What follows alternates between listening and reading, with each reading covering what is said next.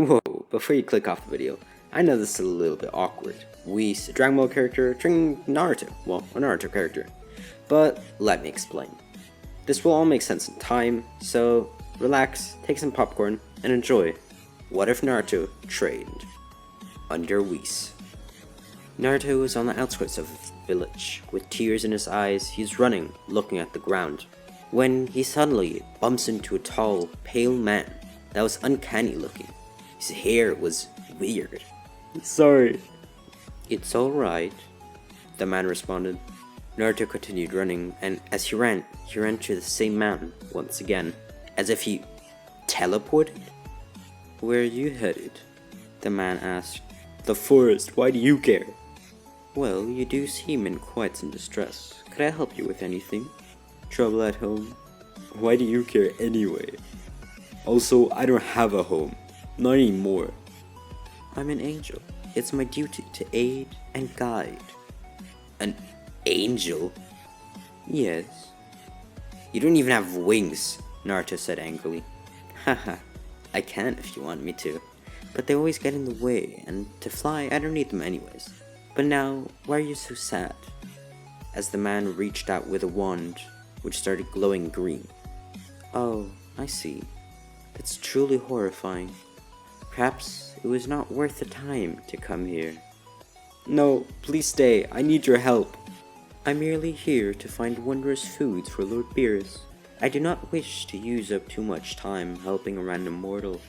And I also don't want to interfere with mortals too much. It's against the angel code, you see. Food?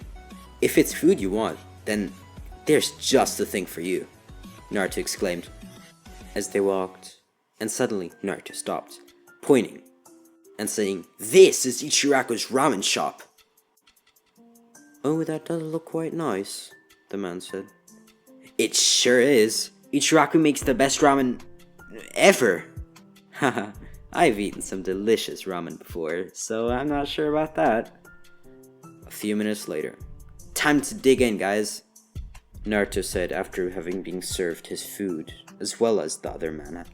They both eat, and the man is shocked at how truly good this ramen is. So much so that he stays in the village for a little bit longer. At this point, Naruto finds out that his name is Whis. Naruto and Whis go to the ramen shop every day, as Whis always orders one extra, but never seems to eat it, doesn't even touch it. And when no one's looking, it just disappears, along with the plate. But no one even notices the plate is gone, because every night, when Ichiraku checks up on all the silverware, all the plates are there. For Whis, being an angel, he can restore anything, even if he takes one. He can rarely make a plate. This is for Lord Beerus. He is my master, and the Lord of Destruction, though he has quite the lust for food and sleeping, in fact. He is sleeping right now, and he probably will for the next 50 years or so, Whis explains to Naruto, who finally caught him using his staff again to make the plate disappear. By the way, all the ramen is being kept in Whis' staff dimension thing, where let's just say the food is being kept warm and fresh, because you don't want to eat rotten food, do you? And obviously, since Beerus is currently sleeping for about 50 years, this has to be either before or after Dragon Ball Super. And so I've decided that it's after, just because it makes the story a little bit easier and Whis more accustomed to Earthlings, as well as more adjusted to actually helping mortals, as before it was kind of against the code and still is, but with Goku and Vegeta he made an exception, and so now he's much more willing to take on Naruto as even just a friend. Now back to the story. Whis doesn't really want to just get 100 portions of ramen, and so he takes one per day. Also because he doesn't want to raise suspicion, as after he leaves, mortal life is supposed to continue in this dimension. Because this isn't just Earth in Universe 7, obviously, this is a parallel dimension, I'm gonna say. It's none of the other universes either. It's kind of a time travel thing, they're just in a parallel Earth, I guess. Since Whis and Beers have had all the normal Earthling foods, now they're going to a separate Earth. I hope that makes up the confusion because I'm not going to explain any more of the backstory there. Let's just move on. Naruto, why do you get so many stares? What do you mean? Well, from all the villagers, they seem to really dislike you. And even though you haven't mentioned it, I believe that's the reason you were so sad the other day. You're right, Whis. Everyone hates me. Except for sometimes the third Hokage, Gigi. But even then, he doesn't really love me. No one seems to understand me. They all call me a demon and a monster. Is it perhaps due to the cat inside you? Cat? As Naruto's nails seemed to grow instantly, and his whiskers became red. Who are you calling a cat? My, that might be the reason. As we somehow, with a flick of a staff, makes Naruto come back to consciousness, with his nails gone back to normal. Whoa, what happened, Whis? Well, the not cat inside you, naming himself Kurama, just took over your body. Took over my body? Wait, who's Kurama? And what do you mean not a cat? So much to catch up in just seconds, isn't that funny? This world is quite interesting. I might stay for longer just for fun. Beerus won't notice anyways. Or I could just come back some other time. Perhaps in 100 years. Perhaps technology will have evolved just like our Earth back home. And perhaps the food here will become even better. But oh well. For now, let's just get you caught up with this Kurama fellow. As Whis explained the most that he was able to get from Kurama's mind, with just one flick of his staff. It wasn't much, but it was his name, it was the fact that he looked like a fox with 9 tails, which Naruto was then able to add on to that he was likely the 9 tails. It didn't make sense how he was sealed inside Naruto, because it was known to everyone that it was dead. But Whis, putting one to one together, figured that that was not quite true, it was just sealed in Naruto, and perhaps the people that know that is the reason why he gets so many stares.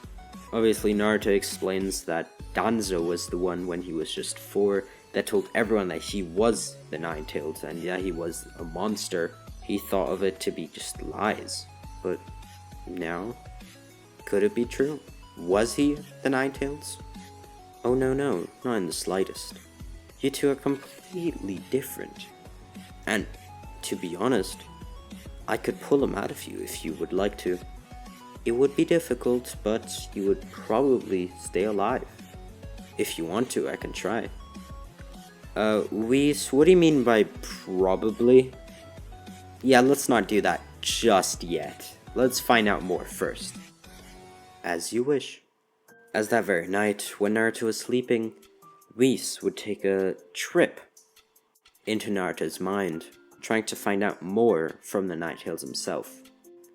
He woke him, but the Nine Tails didn't listen to anything he said. He growled and then tried to go back to sleep. Perhaps I've got to have a more hands-on approach. As Whis tried his best to mimic Kurama's chakra, and it worked wonders. Suddenly, the fox, not a cat, jumped up on all fours, with tail completely stretched out, and an expression looking at a monster, a true demon. Because Whis kind of exaggerated, and instead of using just the aura of the Nine Tails, he kind of multiplied that by 100. Now, to anyone on the outside, it wasn't noticeable. If anything, like 1,000th of that maybe, which is still a lot, but that's only for people who are really good at sensing. And at like midnight, I don't think anyone's looking for the Nine Tails chakra. But for the Nine Tails inside, it was like the 10 tails, but many times worse. And I mean worse. It was like true hell was right next to him. So from that point on, anything that Whis asked, Kurama would give in an instant, without hesitation.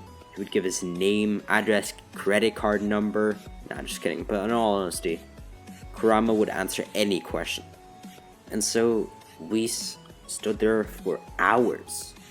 Of course, he would turn off this fake chakra, but even then, Kurama was more than willing to answer Whis' questions. And so he found out a lot of things about the Nine-Tailed history as well as Naruto's. And on the next day, Naruto would be taken along with Whis during the Mindscape time at night. But Whis at this point already had enough trust, so he told Naruto, "Open that seal of his. I'm sure he'll be much more willing to comply even without force. But if I let the Nine-Tails free, wouldn't he just try to destroy the village again?" Oh no. He was manipulated by, what do you call them? The Uchiha, I believe.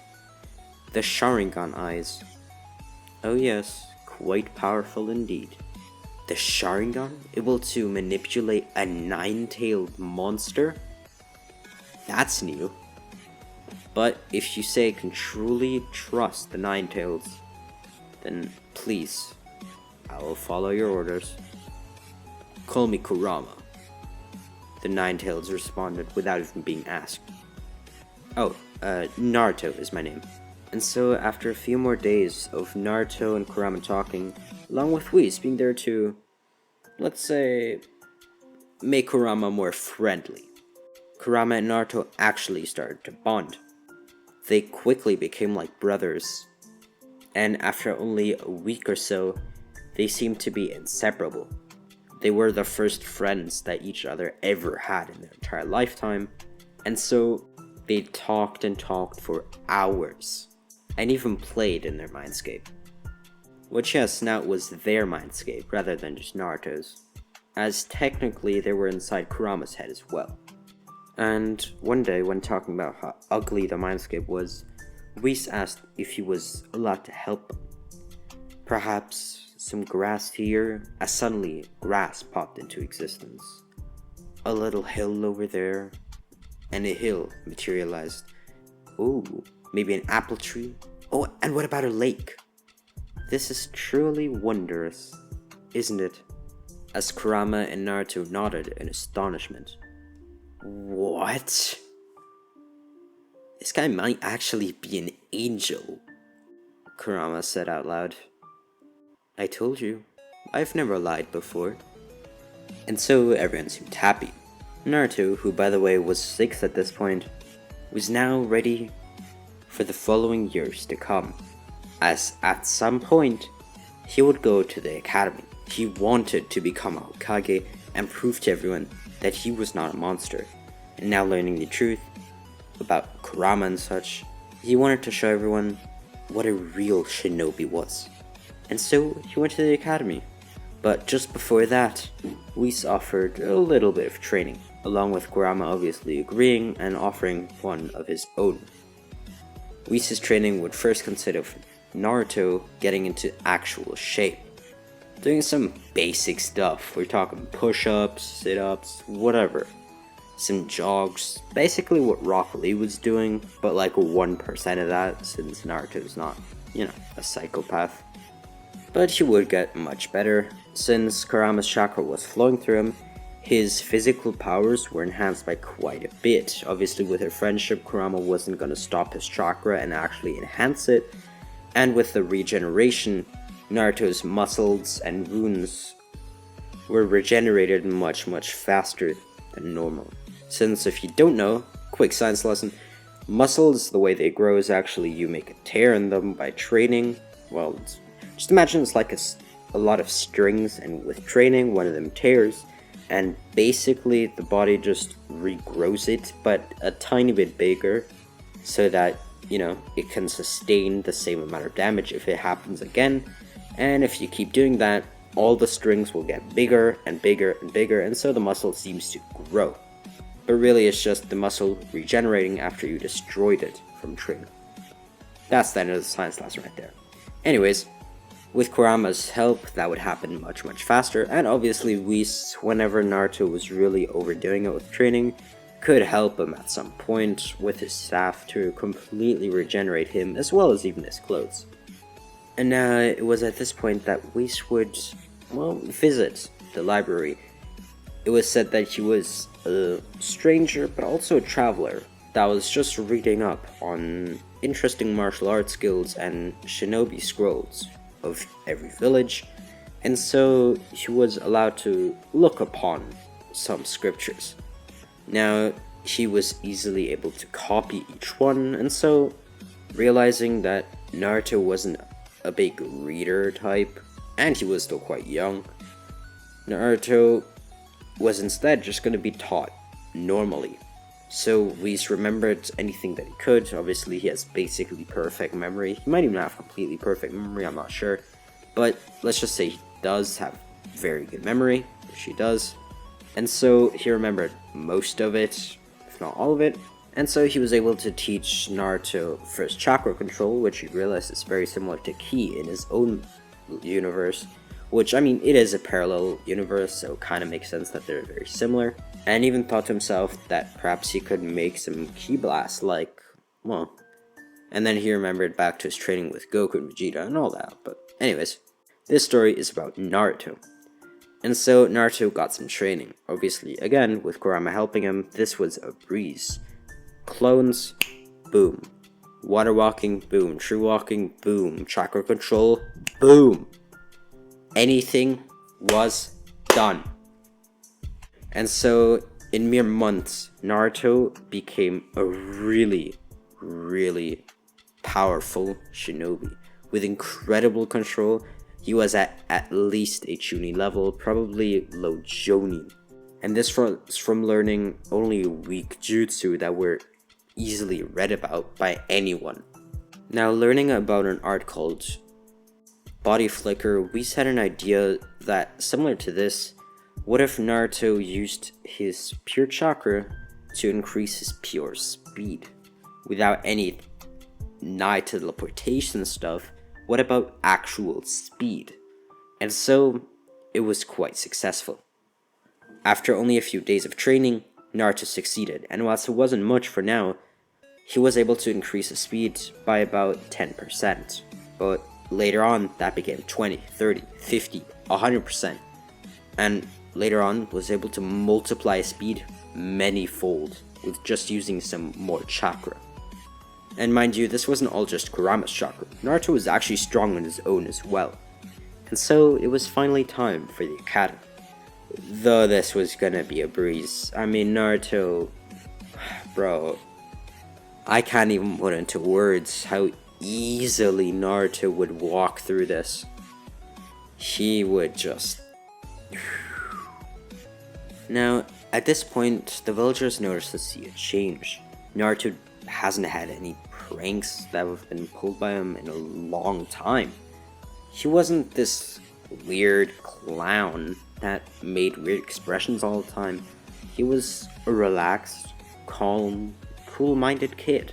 He even changed his hairstyle and clothes just to really make a statement that he was different now. And it showed. Even in his grades and class behavior, he was basically an ace. He was strong like Sasuke, smart like Shikamaru, as Whis is incredibly smart and taught him many things. And with his new look, even some of the girls started to like him. Most notably, Ino Yamanaka. But that's perhaps for a later day. For now, we'll do a 4-year time skip with, I know Naruto could easily just do it in 1 year, or realistically do it in less than 1 year. But I feel like just for continuity, it's a little bit easier to have him actually go through the 4 years. It's easier on me to write the story, and I feel like as a viewer, it would be more enjoyable to see something a little more similar to canon. Even if the story is completely off the rails, but whatever. So, as said, 4 years would pass, Naruto would breeze through the Genin exams, and so, well, there's not much of a challenge until they get their Jonin examiner, Here, obviously, they would join a team first, and lucky for him, Naruto would be on the same team as Sasuke and Ino. He didn't like Sasuke that much. Sure, he was strong, kinda smart, but he was like... Naruto tried to be his friend, but Sasuke rejected him multiple times. He was a loner. He was, like, weird. But perhaps over the missions, over the months, they could become closer friends. They were gonna depend their lives on each other's, so maybe they would be able to call themselves friends. But it was great that she was on his team. They really liked each other. They were very close friends. And Ino was actually one of the first ones that welcomed Naruto as an actual person, and disregarded the demon title that many still used for him at the time. Now, not so much. And then there was Kakashi, a seemingly lazy, always late, white-haired guy. He was late for their first meeting, then their second, and so on. By the way, the bell test, obviously, they would pass. I mean, Ino and Naruto would be able to work together, and Naruto would try his best to work through Sasuke. And since they did like 2 attacks together, Kakashi would count it. And Naruto was actually able to get a bell on his own with his insane speed. And so that would just be even more plus points, so they would count it. They were now Team 7, going on many D-ranked missions, and finally, the big one C-ranked mission. They'd been asking for a lot harder missions, both Sasuke and Naruto, and even Ino. She was ready. And at the time of the academy, seeing how strong Naruto and even Sasuke is, which she didn't like Sasuke as much as in canon, she leaned more towards Naruto, both as a friend and kind of as a crush. She still liked him, obviously. But she wanted to just become stronger, since she saw that Sakura wasn't as strong as well she could be. And since both the people she liked were really powerful, maybe if she became strong, that would do something. And, I mean, I'm not gonna get into the romance, but maybe it did, who knows. But anyways, she was stronger than her canon counterpart, and so she would actually be able to do something in these missions rather than cheer for Sasuke and Naruto. I wonder where I've heard that before. Anyways. But anyways, so they would, get their D-rank mission, Tazuna would be called in, and so they would start their journey. Tazuna kind of cocky and calling them brats, but really, they looked battle-hardened, even though they were kids. They looked like they were actually ready to protect him. As mentioned too many times already, Naruto with his new look is much more appealing to a normal person rather than his spiky yellow hair with his big smile. A literal clown. Anyways, they would start the mission. Seeing a puddle, suddenly 2 demon brothers jumped out. But with Sasuke and Ino jumping at one of them and Naruto taking out the other one quickly, and Sasuke taking out his demon brother with a final slash, they wouldn't get much information out of them since they would quite literally be dead. But Tazuna was amazed. The 3 kids jumped at the 2 enemies incredibly fast, and even though they seemed to be Chunin level according to Kakashi, they were taken out by 3 genin in an instant. What it seemed like, at least. It was a few seconds. But it was still very impressive for a genin that just got out of the academy to take out literal Chunin that were trying to kill the person that they were protecting. Very impressive. And so Team 7 continued their mission. Now, this would become even harder than it was already proved to be. Obviously, Kakashi wanted to turn back after the Demon Brother since it was proven to be harder than a Searing mission. But the kids of Team 7 pulled through, and so they continued. Now, Zabuza would appear, but seeing that he's having major trouble, Haku would try to help him, but sadly, they would fail. Kakashi was basically an equal match to Zabuza, but using his Sharingan, I would say he was slightly superior. And with the kids' help, it was just not even close. I mean, at first, all three of them were protecting, well, Tazuna, their actual mission. Then Naruto started to help Kakashi, and then Sasuke joined in as well.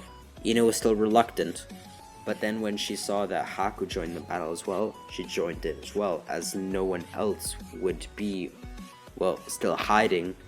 If their two strongest warriors were fighting, no one would be coming from behind or something to snatch away Tazuna. And so it was 3 against 2. But really, it was 4 against 2.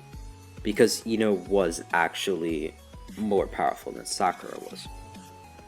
Naruto and Sasuke would be able to 2v1 Haku, and obviously with, well, Kakashi kind of having an edge over Zabuza, it would be over, since after dealing with Haku, Naruto and Sasuke would then join their master, and then they would take out the 2 assassins.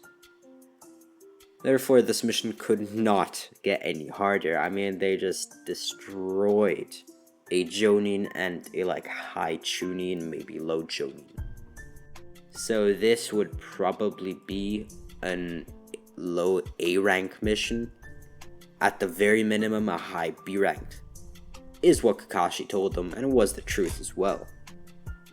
And now they would get to the actual part that they needed, which was the bridge building. So Tazuna got to work, and with Naruto helping him with shadow clones. Yes, you heard right, he has shadow clones. Whis did some snooping around, and he found a super special scroll that Naruto told him about. Kurama had some insight and told him there were hidden seals and techniques and whatever. It wasn't a normal scroll, but better, I guess, is what he told them. And so Whis looked at it and found some very interesting things. He found 3 main ideas: the flying Raijin, the Rasengan, and the shadow clones. Naruto first learned the shadow clones, as it would probably be the best, as the normal clone Whis found out is basically useless. Then he tried the shadow clone, and it worked. It was quite easy with his immense chakra, and so with only a few days, he mastered it completely. Mastered it, I mean, obviously in canon he got it working pretty fast, pretty well, but I'm talking master he was able to make thousands at will, easily, basically with a snap. And really he could create many more, thousands and thousands. He just didn't want to waste his chakra. And then he went into Rasengan, as he already had a lot of speed from Whis' training, infusing chakra in his speed and all that. So he was going to try Rasengan rather than Flying Raiji. And that worked quite well. Kurama was able to help since it was similar to the beach bomb. And so, well, that was pretty easy. So much so that with a single Rasengan, Naruto was able to take out about a dozen trees with a single blow. Even though they were 5 meters apart each. So really he had a reach of 60 meters. Still destroying an entire tree. Very impressive, Mr. Naruto, Whis said.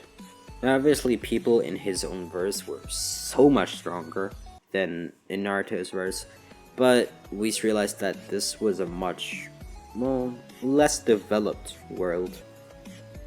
There was likely no destroyer or supreme Kai, as Whis didn't sense any, and so unless there is some form of god chakra that Whis unable to sense, by the way now he is able to sense normal chakra, since it's basically the same as Ki.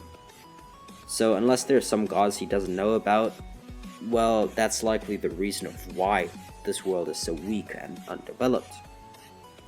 And also there's no mention of alien races, only this Sage of 6 Paths fellow seems a little bit suspicious. But other than that, there seem to be only Earthlings. And so that could also be the reason of why everyone's so weak. There's only one race, potentially 2, as far as we know. Anyways, I'm going on a rant here. So basically, yeah, Naruto would have the shadow clone and would be able to help with the bridge, and with his insane speed, he would be able to build the entire bridge with Tazuna and his men's help in about 3 days. It was named the Naruto Bridge as he was basically the main person building it. Even any machines that they used to build it were slower than Naruto doing it himself, and so it was named the Great Naruto Bridge. Team 7 killed the rest of Gato's men and guards, with nothing spectacular as obviously Zaza and Haku were dead, and so there was only rather weak ones which, well, the kids were able to take care of. And so Gato himself was also dealt with by Kakashi, as he knew that there would not be peace in this area until he was dealt with. And so that was done. Now they would go back to home. But I'm gonna do a time skip here because, I mean, you can probably already see from this mission, and it's just gonna get more extreme. Naruto is too strong. And so I'm gonna skip forward. The Chunin exam, would go quite easily. I mean, and especially with her Yamanaka clan ideas, she was easily able to pass the first exam, Naruto and Sasuke as well. Second exam, Forest of Death, was much easier. They didn't have to rely on Kabuto or anything. With Naruto's speed and Sasuke's precision, they were able to do it quite well, and obviously helped distracting one of their opponents by taking over his mind. So they got the scroll and actually were the second fastest right after Gaara's team, as they didn't do anything too aggressive, so it took a little longer than Gaara did, who I'm pretty sure straight up killed the opponents. Anyways, they get to the preliminary rounds, and this is really easy. Ino defeats Sakura in this, not Ties, defeats her. As I said, she's stronger. Sasuke doesn't get the curse mark, as they were so fast that, well, Orochimaru just straight up didn't know where they were, and so never encountered them. So, Sasuke never got the curse mark. So, Sasuke defeats his opponent, the same one that he had in canon, but just so much easier, as he is also a little bit stronger, obviously with Naruto as a rival, with Naruto getting stronger basically by the day. Well, Sasuke did too, and so his mastery of the Sharingan got a little bit more. It's nothing crazy, but at this point, obviously there would be a 1-month training period, and so training with Kakashi, who also had the Sharingan, Sasuke got a lot of progression done. He really pushed himself, so he didn't just learn the Chidori, he also, not quite mastered it, but got very far with his Sharingan, going all the way up to a solid 2 Tomoe Sharingan, but not just unlocking it, but basically mastering the 2 Tomoe, as I'm pretty sure in the Land of Waves, he just unlocked it. So after 2 months, he now has it, the 2 Tomoe mastered. That's pretty good if you ask me. And trained with her father. She's gonna learn more Yamanaka techniques, and so that's gonna be what she does. It is a quite powerful clan, and I'm pretty sure her father is very powerful. He is a Jonin after all, so she can learn a lot. So anyways, after this 1-month training period, everyone is much stronger. Naruto clearly trained with Whis. I mean, why would he train with anyone else? Though he did meet Jiraiya.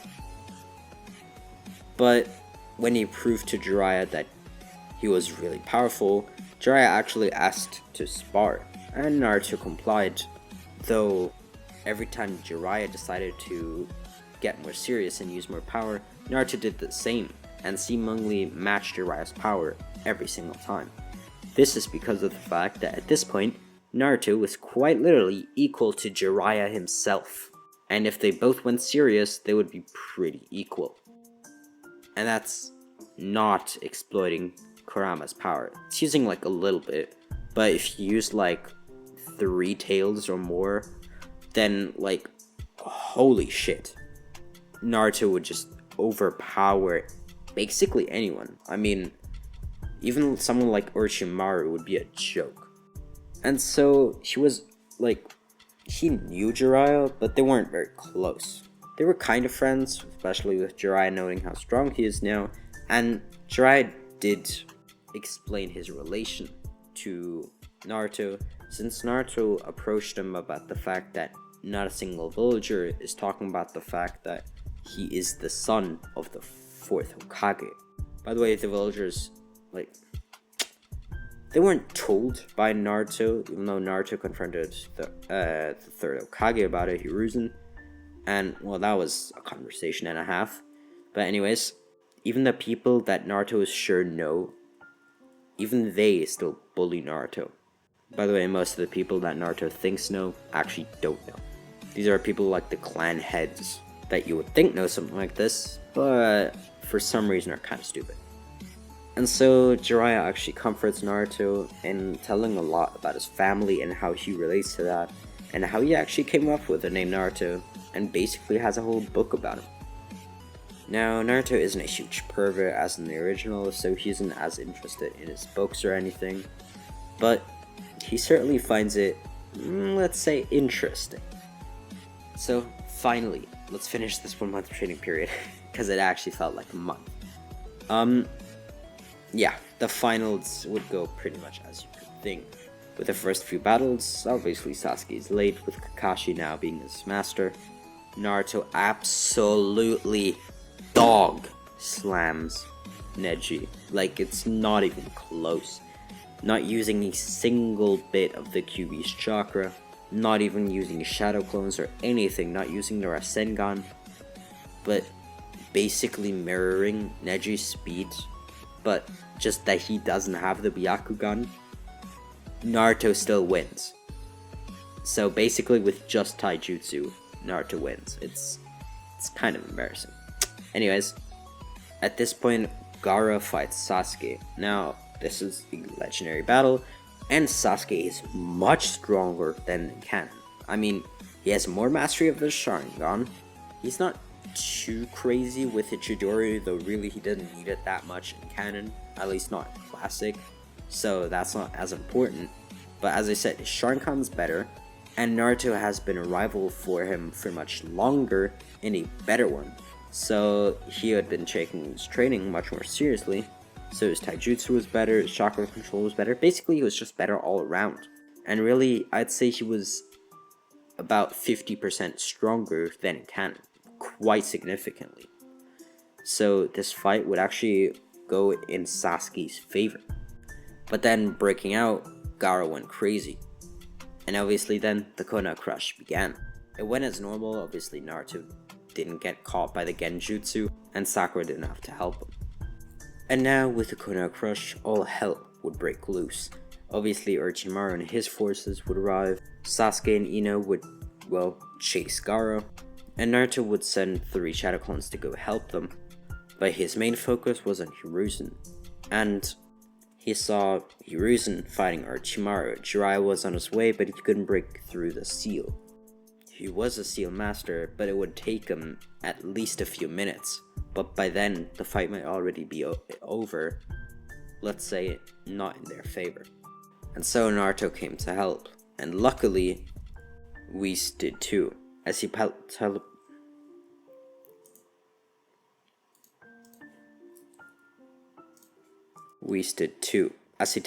next to Naruto, everyone being completely shocked at this weird person.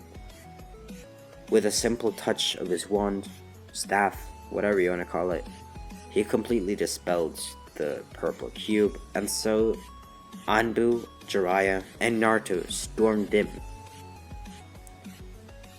to help their Hokage, Hiruzen.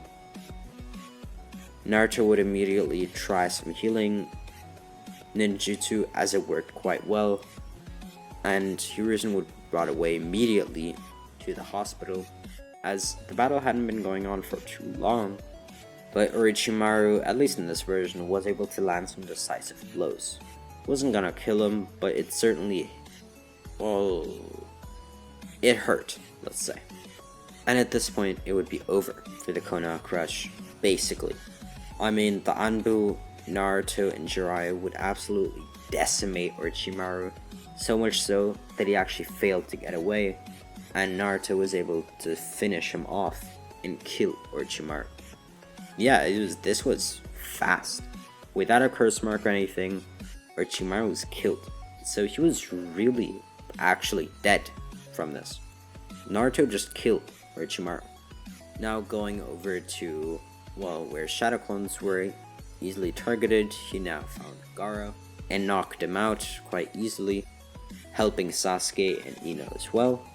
And then he went to, well, the main village, where it was completely being attacked by Orochimaru's men, henchmen, assassins, whatever he could find basically, even some just Akatsuki sympathizers that were willing to attack Konoha, or just some people who had grudges. Basically anyone who had something against Konoha was attacking. And Naruto, with the help of the Anbu and some Chunin and Chunin, whoever was there basically, completely decimated Orochimaru's men, and so that was over. Orochimaru's men were basically completely wiped out. Literally 80% of the attacking force was killed or imprisoned, the rest fled. But the higher ups, Kabuto, Orochimaru, and the group of 4, oh my god, I always forget their names, but basically all 6 of them were killed. And so the force went to the Akatsuki, the only place where they knew they could get actual leadership. But that was not going to be a safe place. Naruto, but mostly Jiraiya, had everyone gang up, and anyone who could still fight was led to where the Akatsuki were. It was a long shot, but their newest hideout was likely where the remaining forces as well as the Akatsuki would be. There was a large amount of chakra there, so it was the most likely. And indeed, they saw a large amount of Orochimaru's forces going in that direction as well, and so those were ambushed on the way, but the main force of Konoha was still going towards the Konoha hideout. Akatsuki hideout. And there, the Akatsuki had no chance.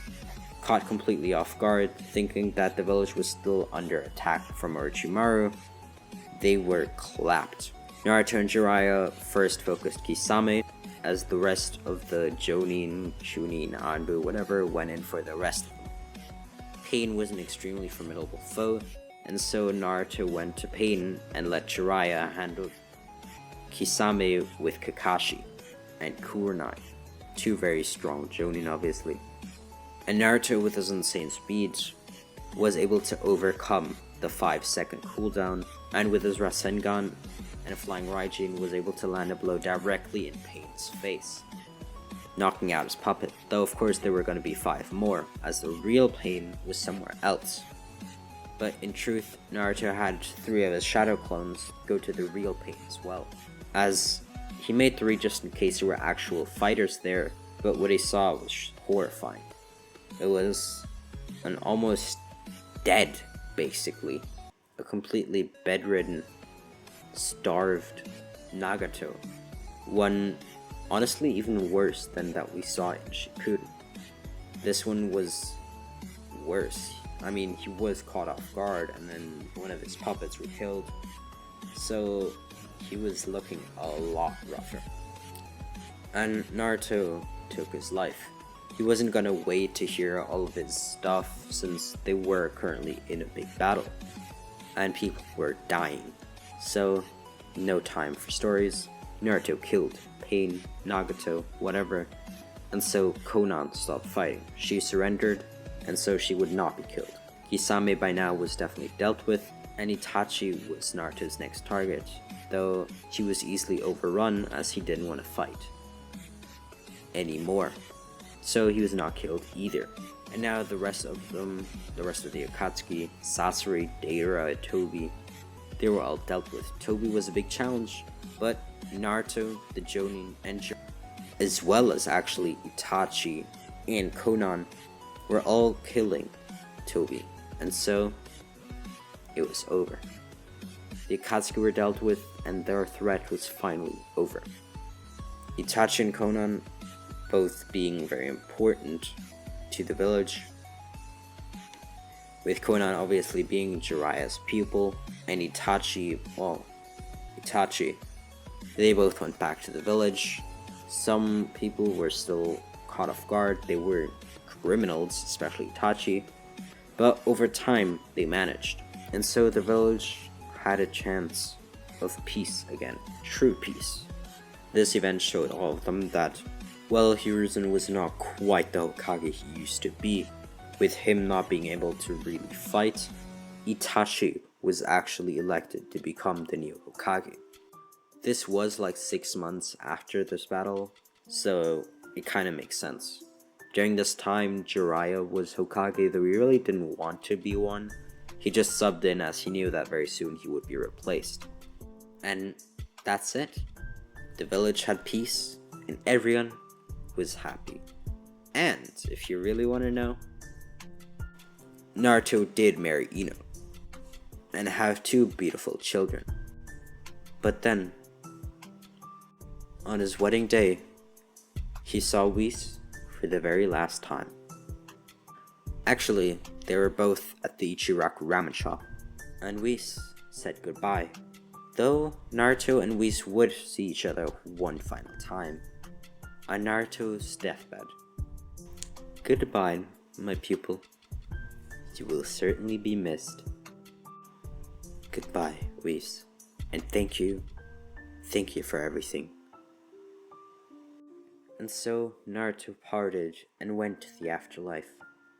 And that is going to be it for the What If. I really, really hope you enjoyed. And make sure to like, subscribe for more. Thank you.